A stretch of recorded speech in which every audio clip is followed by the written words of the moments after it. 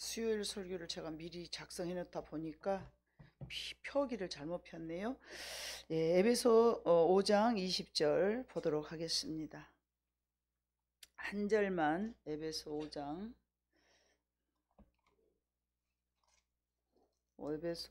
20절 다 같이 합독합니다. 시작.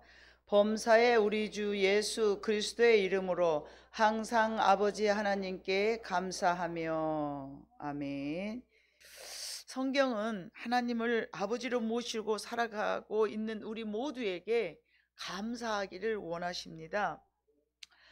시편 106편, 107편, 118편, 136편 뭐 이런 기타 등등 엄청 감사해라 감사해라. 시편 136편에는 그 한 편에서 26번이나 너희는 감사해라 너희는 감사해라 너희는 감사해라.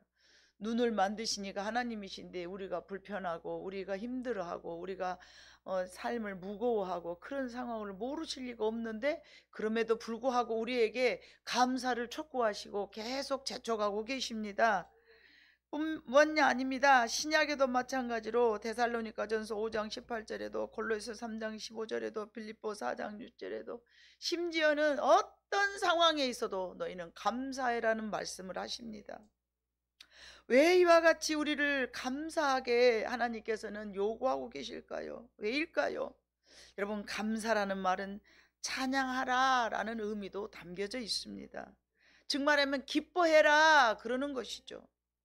무엇 때문에 감사해야 되고 또 우리가 무엇 때문에 기뻐해야 할까요? 어려운 상황이고 짜증난 상황이고 기뻐할 이유가 아무것도 없는 상황임에도 불구하고 감사하라고 요구하셨을까요? 하나님께서는 애굽 나라에서 이스라엘 백성들을 건져내시고 무리 없이 간조한 땅 광야에다 내몰아놓으시고 기뻐하기를 원하시고 감사하기를 원하시고 찬양하기를 원하셨습니다. 우리들이 살아가고 있는 삶이 아직도 광야임에도 불구하고 하나님은 우리에게 감사하라고 말씀하십니다. 왜 감사해야 되는가? 첫 번째는 죄사함을 받았기 때문에 감사해야 됩니다. 로마서 4장 4절에 봐보니까 죄사함을 받았기에 감사하라. 네. 잘못됐을까요? 로마서 4장 4절. 그래서 우리는 모두가 죄인인데 그 죄가 사하여졌으니 얼마나 감사합니까? 죄인이었는데 우리가 죄로부터 벗어나서 자유함을 받았기 때문에 감사해야 됩니다. 두 번째는 하나님과 자녀가 되었으니 감사하라고 로마서 5장 8절로 10절에 봐보니까 야 너희가 하나님의 자녀가 되었으니까 감사해야 돼. 우리가 아직 죄인 되었을 때에 그리스도께서는 우리를 위하여 죽으심으로 하나님께서 우리에 대한 자기의 사랑을 보여주셨다. 그러면 이제 우리가 그의 피로 말미암아 하나님의 자녀를 삼아주셨기 때문에 의롭다 하심을 받았으니 더욱 그로 말미암아 진노하심에서 구원을 받을 것이니 곧 우리가 원수 되었을 때에 그의 아들의 죽으심으로 말미암아 하나님과 화목하게 되었은즉 화목하게 된 자로서는 더욱 그의 살아나심으로 말미암아 구원을 받을 것이니라. 누구하고 원수가 되었을까요? 하나님과 우리가 원수가 되어버렸어요. 그런데 예수님이 우리를 위하여서 죽으심으로 말미암아 화목의 제물이 되어주신 것이죠. 화목의 제물이 되었기 때문에 우리는 이제 죽어야 마땅할 우리 죄인이지만 구원받을 하나님의 자녀가 됐다는 거예요. 얼마나 감사합니까? 우리가 예수님을 믿음으로 하나님의 자녀가 되어서 감사해야 하고 또한 우리가 이제 하나님과 함께 하나님의 후사가 되어서 하나님의 상속자가 되었다는 거예요. 하나님의 상속자. 여러분 아버지가 엄청나게 훌륭하거나 돈이 굉장히 많거나 권력이 세신 분이 아버지라고 하면 얼마나 좋겠습니까? 얼마나 그 특권이 많겠습니까? 상상을 해봐 보세요. 그런데 우리가 하나님의 상속자가 되었다는 거예요. 그러니 얼마나 큰 기쁨입니까? 하나님의 나라를 기업으로 받을 상속자가 되었는데 너무 감사해야 됩니다. 이게 돈으로 가치를 헤아려 볼 수 없는 크나큰 하나님의 크신 은혜입니다. 세 번째는 영생을 얻게 되기 때문에 감사해요.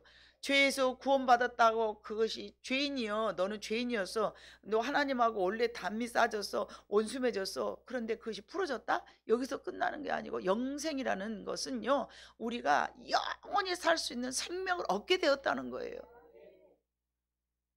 영원히 살 수 있는 영생을 얻었다라는 것은 우리가 너무 감사한 일입니다. 우리는 죽으면 그만이다 생각하니까 병이 들면 아주 이제 나는 다 살았구나 하면서 그냥 마지막 인생 살아간 것처럼 막 슬퍼하고 괴로워하는데요, 예수 믿는 우리가 모든 죽음 앞에서 담담한 것은요, 덕종이어서 그런 게 아니고요, 믿음인 줄로 믿습니다. 다시 만날 것을 기약하고 다시 만날 것을 상상하면서 잠시 헤어지는 슬픔은 아쉬울다 할지라도 영영 이별이 아니니 이제 우리는 하나님 앞에서 다시 영생을 할 때에 살아서 다시 살아날 걸 생각하니까 이게 어디 슬픈 일입니까? 잠시 슬플 수는 있겠죠.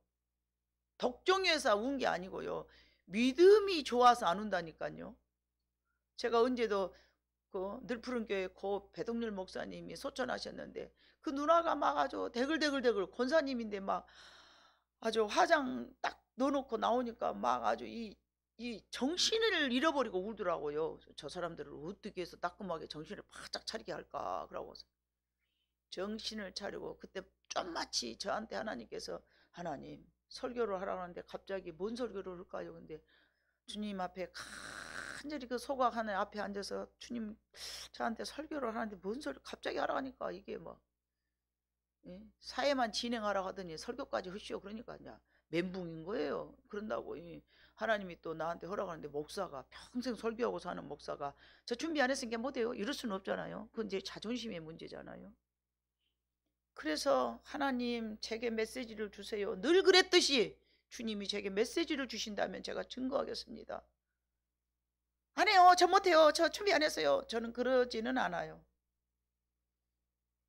왜요? 제가 자신만만하고 제가 똑똑하고 제가 잘나서가 아니라 늘 함께 해주시는 하나님을 믿기 때문이죠. 나한테 설교를 부탁했으면 메시지를 주실 줄 믿사옵고, 주님 제가 무슨 말씀을 전해야 될까요? 그걸 정신을 바짝 차렸더니 살리는 것은 영이니 육은 무익하니라 이 말씀을 싹 주시는 거예요.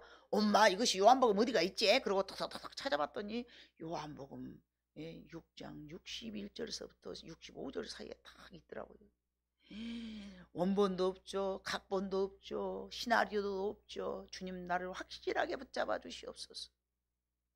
그래가지고 막 디글디글 울고 있는 누나 앞에서 정신을 바짝 차리라고 평상시 평생의 말씀을 전하신 우리 고 배동률 목사님이 당신들한테 그거 가르쳐놨냐고, 당신들한테 뭘 가르쳐놨까니 지금 이렇게 슬퍼하냐고, 얼마나 가슴은 아파하시겠냐고, 이게 울 일이냐고 호통을 쳐놨어요. 나이가 더 먹었든 말았든 말씀을 선포하는 자에게는 강당 있게 당당하게 그냥 마이크도 없지요. 얼마나 여러분 알바요. 그 사람들이 있어, 안 믿는 사람, 슬픈 사람, 우르르 모여간 사람, 또 울면서 질질 짜고 온 사람, 얼마나 그거 시끄러워요. 한 사람만 하는 게 아니잖아요. 뭐 영락공원 여러분 알잖아요. 호실이 몇 개, 막 대여섯 개 있잖아요. 막 들어간 사람 나간 사람 막 아주 겁나 많아요. 그래라도 거기서 그냥 마이크도 없는 데서 그냥 하나님이 내게 목소리를 크게 주신 것은 이때를 위함이라 그러면서 그냥 큰 소리로 막 아주 하나님 앞에 하나님의 메시지를 받아가지고 전했어요. 그랬더니 막 아니 저분이 누구냐고 막 아주 누구요? 남분노의 세박교회 조윤 목사지 막 사람들이 그랬대요.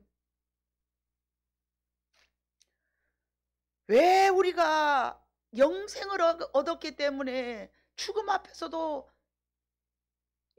당당할 수 있었다는 것은 내가 영원히 산다라는 믿음의 확신이 있기 때문에 슬퍼하지 않은 거예요.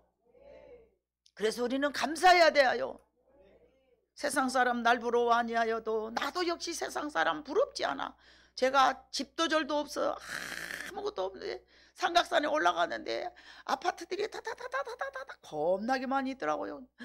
하나님 참 저렇게 많은 집들 가운데 어찌 저는 등붙일 집이 없을까라 그러고 이제 슬퍼갖고는 낙심이 돼가지고는 이렇게 하고 있는데 하나님께서 저한테 호통을 치시더라고요. 내가 네게 장막을 주었거늘 어찌하여 집이 없다 하느냐. 그러면서 깊은 깨달음이 그래 내 집이냐 네 집이냐 종이조각 하나로 네 집 내 집 찾아 싸는데 그래 등붙일 곳 있는 것이 내 집이고 그때 썩음틀틀한 집 8460 누가 타다가 버린 거 나 줘서 그는 갖다 쓰고 차도 있지 집도 있지 무엇이 아쉬워서 내가 지금 저 아파트 저거 세상에서 잠시 잠깐 살다가 버려두고 갈놈 저거 없다고 내가 지금 슬퍼할 일이요? 하나님 믿음 없는 나를 용서하시고 이 땅에다 마음 두고 살아왔던 나를 용서하여 주시옵시고 저는 죄인입니다. 하나님 종이조각 하나 없는 것이 내 집이 기네 아니네 내가 이렇게 하나님 마음 아프게 해드렸습니다. 우리는 영생을 얻게 되기 때문에 감사해야 되고 저 하늘에 소망이 있기 때문에 감사해야 됩니다. 이 땅에서 영원히 사는 것이 아니기 때문에 감사해야 되는 것입니다. 우리가 주 예수를 믿으라 그리하면 너와 내 집에 구원을 얻었고 참 평안을 얻었기 때문에 감사해야 됩니다. 이와 같은 이유들 때문에 우리는 아무리 어렵고 힘들어도 감사해야 될 줄로 믿습니다. 우리는 왜 그러면 감사하지 못하고 살아갈까요? 누가복음 17장에 봐보니까 감사를 잃어버린 거예요. 예수님께서 10명의 문둥병자를 치료해 주셨어요. 그리고 봐보니까 보고 야 10명의 나병 환자들을 내가 치료해 줬는데 감사하러 온 사람은 어디 겨우 한 사람이냐? 나머지 9은 어디 갔느냐? 이런 내용이 저 내용이거든요. 보시고 이르시되 가서 제사장들에게 너희의 몸을 보이라 하셨더니 그들이 가다가 깨끗함을 받으니라. 깨끗해서 제사장에게 몸을 보이러 간 것이 아니고 이미 믿고 가다 보니까 깨끗해졌어요. 14절 봐보니까. 그러면 이 사람들에게는 뭐가 있는 거예요? 믿음이 있었네요. 그 중에 한 사람이 자기가 낳은 것을 보고 그 9명은 이제 깨끗함을 보고 기뻐해서 다 뿔뿔이 제사장한테 고백. 제사장한테는 왜 간 줄 아세요? 제사장한테 보여야만이 그들이 인간인들의 그 무리에 속하여 같이 거주할 수가 있어요. 그러니까 제사장들한테 가는 것은 의무예요. 그래야 거기서 허락을 받고 너 깨끗해졌어? 응 알았어. 그러면 일반인들하고 생활을 해. 그렇게 허락을 받아야 됐어요. 근데 그 중에 한 사람이 자기가 낳은 것을 보고 큰 소리로 하나님께 영광을 돌리며 돌아와 예수의 발 아래 엎드려 감사하니 그는 사마리아 사람이라. 아멘. 이 한 명 외에 나머지 9명은 어디 갔느냐 예수님께서 물으시는 거예요. 나머지 9은 감사하지 않았어요. 자기가 낳았기 때문에 제사장에게 가서 자기 몸을 보이고 자유에게 자유로움만 얻은 거예요. 자유로움만 얻었어요. 그래서 19절에 봐보니까 예수님께서 나머지 한 명은 어디 갔느냐 그러시는 거예요. 그에게 이르시되 일어나 가라 하시면서 네 믿음이 너를 구원하였느니라. 치료만 받은 것이 아니고 이에게 구원까지 더 덤으로 주신 것이 있었습니다. 하나님은 우리에게 왜 감사해 또는 은혜에 대한 보답을 원하셨을까? 하나님은 많이 가지신 분이에요.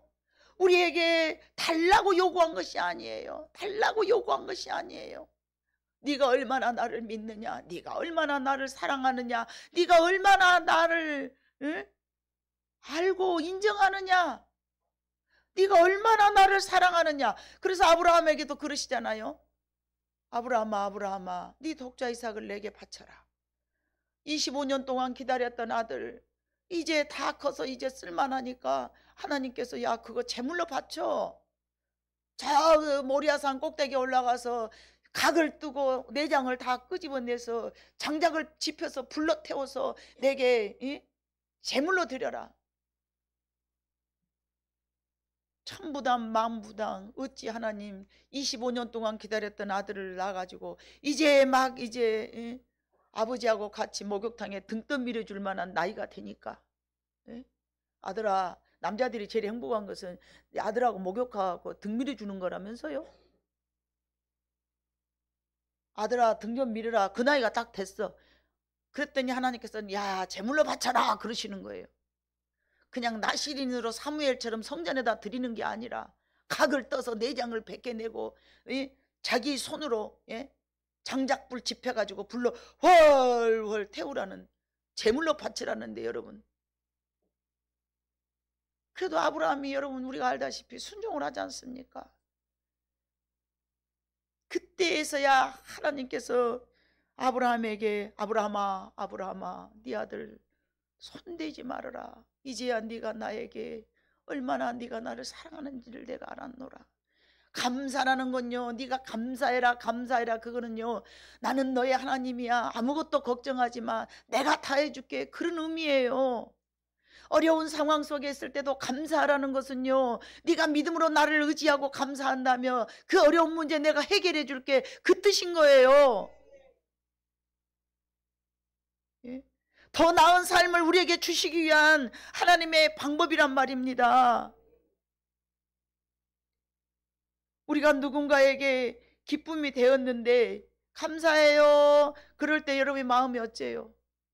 주방에서 밥을 만들어요, 아내들이. 그런데 그 반찬을 먹으면서 남편이 참 자네가 만든 것이 나는 이 세상에 제일 맛있대, 왜 그렇게 맛있단가? 그러면은 아내가 말은 안 해도 응 그래요? 아이 그냥 이렇게 생선이 좀 싱싱해서 그런가 봐. 말은 그러지만은요, 가만히 있어봐, 아 그때 맛있다겠지, 기억이 나는 거예요. 기억이 나는 거예요.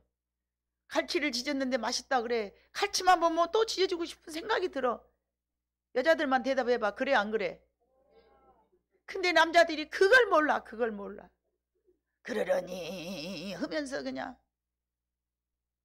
꼭 옆구리 씻어갖고 맛있어? 그러면 응? 그때 사태다. 맛있어 그 말은 뭔 말이요? 맛있다 해줘 그 말이에요. 아니 충분히 맛있을 것 같은데 뭔 소리가 없어. 그뿐만이 아니에요. 무슨 선물을 내가 받았어, 그래도 참 고맙소, 잘 먹었어, 그러면 또 어째요? 또 주고 싶어. 또 주고 싶은 거야. 우리 김인정 권사님이 오실 때마다 뭐를 들고 오시잖아, 바리바리. 그 먹을 때마다 여러분이 맛있어요 맛있어요, 사실 맛있으니까 맛있다 해야요. 그러려니 하시지 말고, 그래야 저 양반이 저 먼 데서 여기까지 들고 올 때에 기쁨으로 들고 오지 않겠습니까? 보통 마음으로는 그렇게 못합니다. 보통 마음으로는 못해요. 사랑하는 마음과 섬기고자 하는 마음이 있었을 때에 누구를 하나씩이라도 주머니에 사탕이라도 하나씩 내서 주는 것이지, 사랑이 결여된 사람이 섬기는데 봤어요 여러분? 사랑이 결여된 사람은요 자기도 모르게 받으려는 마음이 더 가득 차있지 베풀려는 마음은 그닥 없습니다. 그래서 우리는 감사해요 감사해요 그러면요 우리의 삶의 질이 더 높아져요. 하나님 감사해요 감사해요 감사해요. 여러분 저는 하나님 앞에 감사해요 감사해요 감사헌금 많이 하는 사람 치고 더 감사가 생기지 감사가 줄어들지는 않았디다. 감사를 자주 한 사람은 내가 눈여겨봅니다. 아, 이 사람은 참 감사할 줄 아는 사람이로구나. 그러면 봐보면 감사할 일이 계속 있는 거예요. 여러분 아무리 적어도 감사할 줄을 마음으로 사시기를 바랍니다. 여러분 식당에서 밥을 먹다가 반찬이 떨어졌어요. 맛있어서 더 주세요 그러면서 우리가 뭐라고 주라고요? 여기 반찬 깍두기 좀 더 주세요 이렇게 안 하죠. 뭐라고 하죠? 이모님 너무 맛있어요. 그럼 어째요? 고봉으로 줘, 고봉으로. 처음에 나올 때는 몇 자닥 안 줘, 5가닥 무 5개나 줘. 근데 너무 맛있네요 그러면 좋아가지고 고봉으로 한 10도막 갖고 와버려.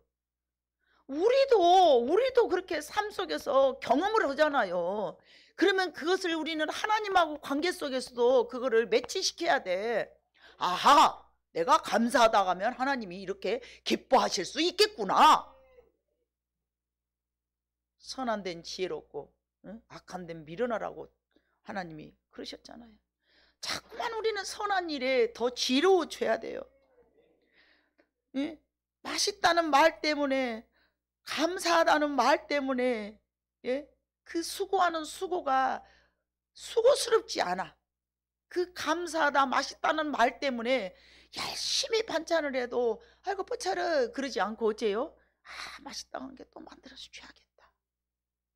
아무리 힘들어도 맛있다는 말 때문에 또 부엌에를 들어가서 할 때에 기쁨으로 하게 되는 거예요. 봉사를. 하나님께서는 우리 안에 하나님의 나라가 온전하게 세워져 가기를 원하시는데 그것이 바로 감사할 줄 아는 마음인 거예요. 첫 번째가. 그래서 우리는 감사해야 되는 거예요. 감사할 때 하나님의 나라가 굳건하게 세워져 갈 줄로 믿습니다. 또 한 가지가 있는데 요한복음 6장 6절로 이렇게 봐보면요, 예수님께서 이런 말씀하셨어요. 이렇게 말씀하시면 친히 어떻게 하실지를 아시고 빌립을 시험하고자 하심이라. 뭐예요? 오병이어 기적을 나타내시려고 큰 이제 기적을 나타내시려는데 빌립에게 빌립아, 야, 이 사람들 다 밥 먹이려면 얼마나 돈이 들겠냐?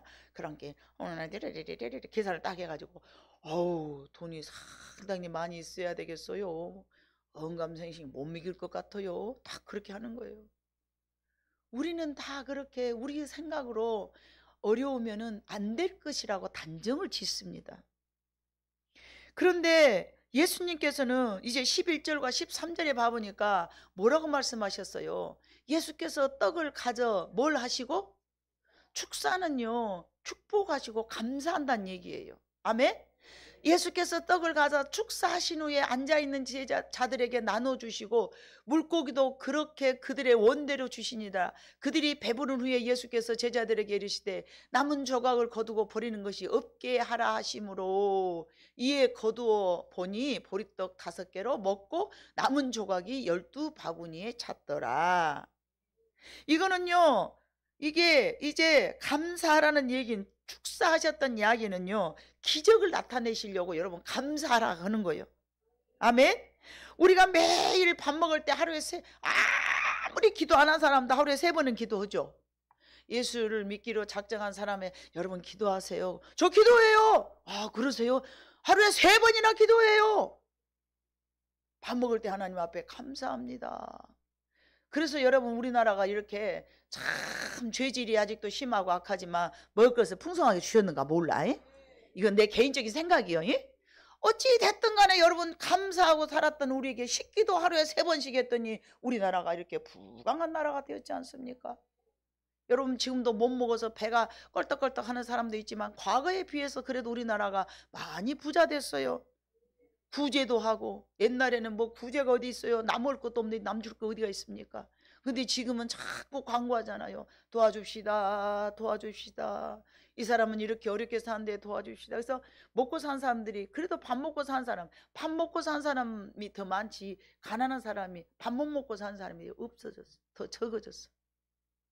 근데 과거는 그러지 않았어. 밥 먹고 산 사람이 더 적고 밥 못 먹고 산 사람이 너무 많았어요.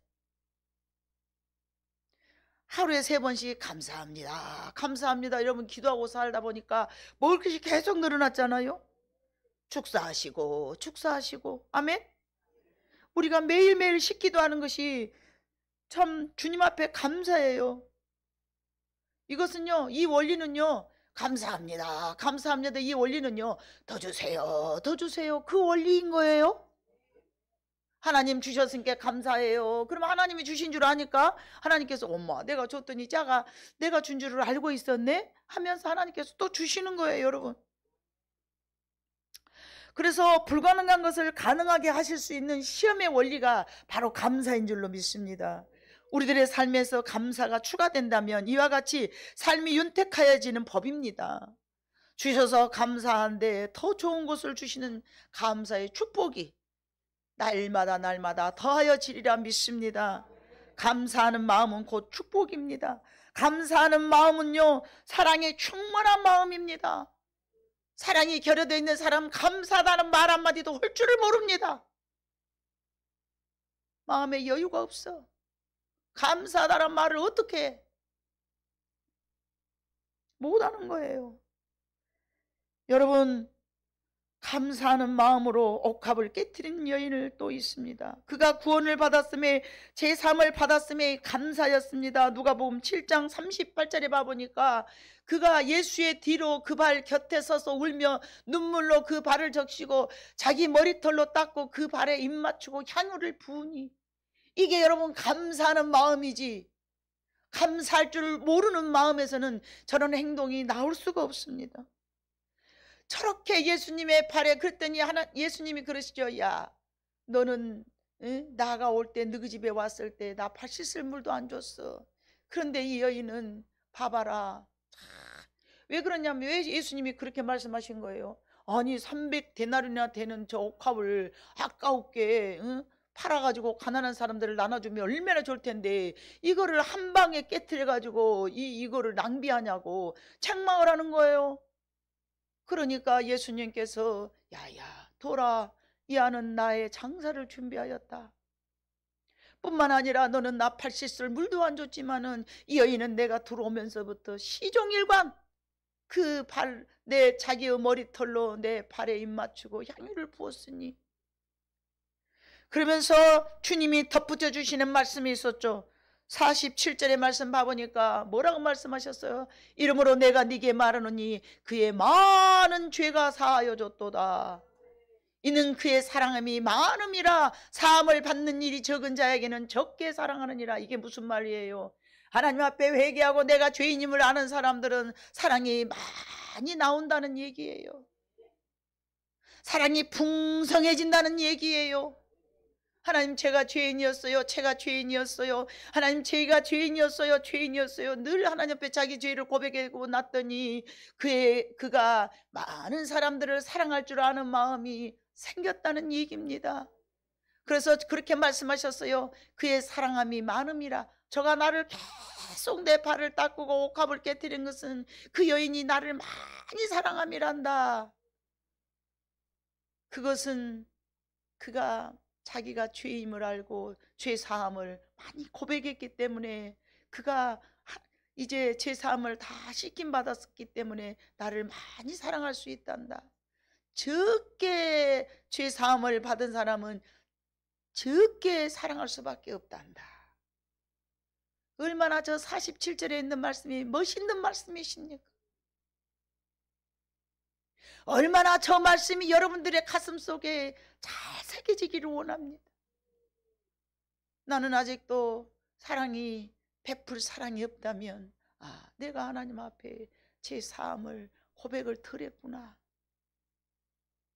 우리는 수많은 만 가지의 죄가 있습니다. 사랑에 넘쳐나는 그 여인의 행동은 그가 죄 사함을 많이 받았다라고 말씀하였습니다.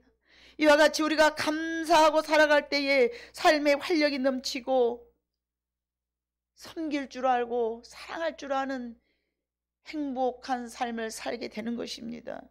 이렇게 활력이 넘치고 행복하게 살아가면 여러분, 병이 치료되는 거예요. 병이 오락에도 안 와요. 이렇게 감사하고 이렇게 활력이 넘치는데 내 마음, 내 육체의 모든 기관들이 이제 막 에너지가 뿡뿡, 좋은 에너지가 뿡뿡뿡 나오면서 자기 몸을 건강하게 만드는 거예요. 그리고 그렇게 활력이 넘치고 감사할 줄 아는 사람은요, 긍정적인 생각을 갖고 있기 때문에 하는 일이 다 잘 돼서 가난도 물러갈 줄로 믿습니다.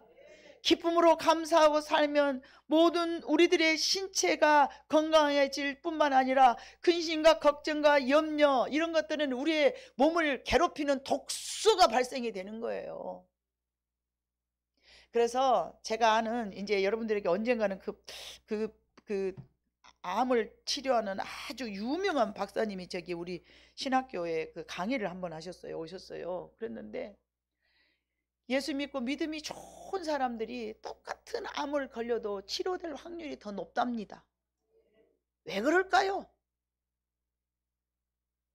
약을 다른 거 써서 그럴까요? 똑같은 약을 처방을 했더라도 믿음이 좋은 사람들은 암 회복될 확률이 더 높답니다. 감사함으로 근심하지 아니하고 염려하지 아니할 때에 그가 건강해질 수 있는 비결이 숨어 있다는 얘기입니다. 그러면서 그분이 그러더라고요. 아주 유명하신 분이에요. 제가 언제 여러분들에게 보여드리려고 그래요. 근심과 염려는 여러분의 몸속에서 독소를 만들어내요. 독소를. 그런데요, 그저 감사하는 것은요, 예? 그 면역 체계를 높여가지고 건강해진 그 어떤 그 활력소를 만들어내는 역할을 하기 때문에 같은 약을 써도 훨씬 더 치료가 빠르다는 얘기예요. 감사하는 마음은 긍정의 마음입니다. 여러분, 긍정의 힘을 우리가 너무나 잘 알고 있지 않습니까? 긍정의 힘은 우리의 삶에 큰 에너지를 가져다 주는 것입니다. 그래서 우리가 감사하고 살아갈 때에 우리의 삶의 질이 달라지는 것입니다. 사랑의 하나님은 우리로 하여금 감사하라는 이야기는요, 너의 삶의 질을 높여준다는 뜻이고요, 그것이 우리가 행복하게 살아고 잘 살 수 있는 비결이기 때문에 우리에게 가르쳐 주신 거예요. 근심하고 염려하는 것은 우리가 더 복된 삶이 아니라 힘들고 어려워지고, 또 아버지 하나님 정말로 우리는 생각하는 대로 내 삶을 끌고 가는 거예요. 긍정의 힘이에요. 그게 내가 생각하는 대로 내 삶이, 내 행동이 결정지어지는 거예요. 긍정적인 마인드는요, 자기의 삶을 긍정적으로 끌고 가지만요, 부정적인 자기의 생각은요, 자기의 삶을 부정으로 끌고 가는 거예요. 그래서 믿음 좋은 사람들이 그래서 막 건강해진 거예요. 아직껏 뭐 나가 천국 가면 되는데 하면서 병을 두려워하지 않고, 가난하면 또 어찌요? 내가 천국 가는데 막 그러니까 하는 일이 막 잘 되는 거예요. 그래서 내 시작은 미약하였으나 나중은 창대하는 복을 받게 되는 것입니다. 우리가 감사해야 되는 이유는요, 더 좋은 복된 삶의 축복의 길이고 열쇠인 줄로 믿습니다. 여러분, 하나님은 한 번도 우리를 실망시킨 적이 없습니다. 간혹 제가 기도하면 하나님이 찬양으로 응답을 주셔요. 하나님의 음성을 듣고 싶다, 내가 이 기도 제목을 올렸는데 하나님은 어떤 계획이 계실까, 그렇게 막 기도를 하고 있으면요, 내 입에서 찬송이 나오는 거예요. 하나님 한 번도 나를 실망시킨 적 없으시고. 그러면 속에서 이게 무슨 말인지를 아니까 눈물이 나오는 거예요. 지금은 폭복증 나고 지금은 안타깝지만 하나님이 내 기도를 들으시고 나의 인생에서 아름다운 결실로 또 맺어질 것을 예비해 놓고 계시는구나 하고 하나님 앞에 감사로 영광을 돌리는 것입니다. 상황이 달라져서 감사한 것이 아닙니다. 믿음으로 감사할 때 상황이 달라질 줄로 믿습니다. 감사라 이렇게 말씀하신 것은 실천하고 우리가 살아갈 때에 분명히 반드시 더 좋은 결과를 우리에게 허락하여 주시리라 믿습니다. 올 한 해 동안 우리가 감사할 일들이 얼마나 많이 있는가 여러분 헤아려 보시기를 바래. 잠 안 오고 염려될 때에 가만히 있어봐. 주로 감사한 걸 생각할까요? 우리 인간은 잠 안 오고 염려될 잠 안 올 때는 내일 뭘 해야 될까, 그 일은 이렇게 하면 될까, 저렇게 하면 잘 될까, 이거 안 되면 어쩌지, 그러면 어쩌지, 이렇게 해야 될 일과 앞이 칵칵 막힌 걸 생각하지, 잠 안 오는 데에 누워서 야 어제 참 감사했다, 야 오늘도 내가 얼마나 감사했는지 몰라. 우리가 잠 안 올 때 그렇게 합니까?